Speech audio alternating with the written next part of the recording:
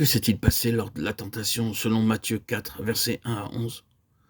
Tout comme Adam, le premier homme, Christ, a été testé.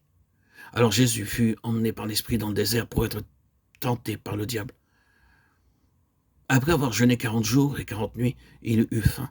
Le tentateur s'étant approché lui dit, « Si tu es fils de Dieu, ordonne que ces pierres deviennent des pains. » Jésus répondit, « Il est écrit, l'homme ne vivra pas de pain seulement, mais de toute parole qui sort de la bouche de Dieu. » Le diable le transporta dans la ville sainte, le plaça sur le haut du temple et lui dit, « Si tu es fils de Dieu, jette-toi en bas, car il est écrit, il donnera des ordres à ses anges à ton sujet, et ils te porteront sur les mains, de peur que ton pied ne heurte contre une pierre. » Jésus lui dit, « Il est aussi écrit, tu ne tenteras point le Seigneur ton Dieu. » Le diable le transporta encore sur une montagne très élevée, lui montra tous les royaumes du monde et leur gloire, et lui dit, « Je te donnerai toutes ces choses si tu te prosternes et m'adores. » Jésus lui dit, « Retire-toi, Satan, car il est écrit, tu adoreras le Seigneur ton Dieu, et tu le serviras lui seul. » Alors le diable le laissa.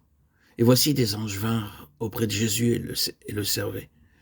Le verset 1 doit d'abord être souligné, Jésus fut emmené par l'Esprit, ce qui montre bien qu'il n'est pas allé de lui-même, mais qu'il fut conduit. Ce que nous remarquons, c'est que le Seigneur Jésus ne fit rien de lui-même et par lui-même. Nous pouvons le lire et l'entendre, mais cela doit devenir une réalité spirituelle. Ne plus rien faire par soi-même. Le Fils ne fait rien de lui-même, mais nous faisons tout par nous-mêmes. C'est une expérience importante qui demande réellement une action profonde de la croix. Le Seigneur Jésus, sortant des eaux du Jourdain, était sur une base de résurrection.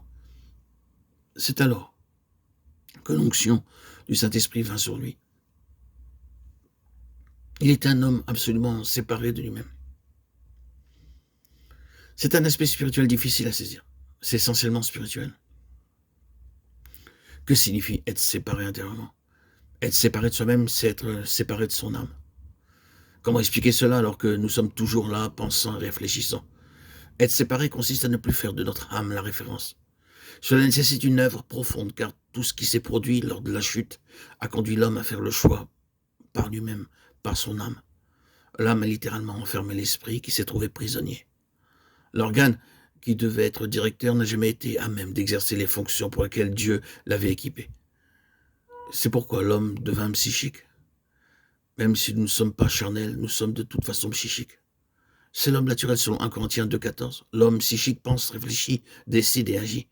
Ainsi, il a une vie complètement étrangère à la vie de Dieu.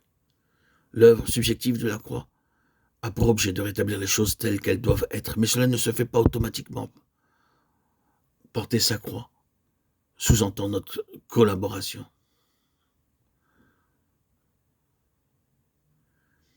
Marcher avec Dieu entraîne des conséquences. Il faut être introduit dans les voies de Dieu. Porter sa croix signifie également collaborer avec Dieu pour qu'il opère cette séparation. C'est un aspect important que de réaliser. Il nous faut le réaliser, il faut le vouloir de tout son cœur pour permettre à Dieu d'agir dans notre vie.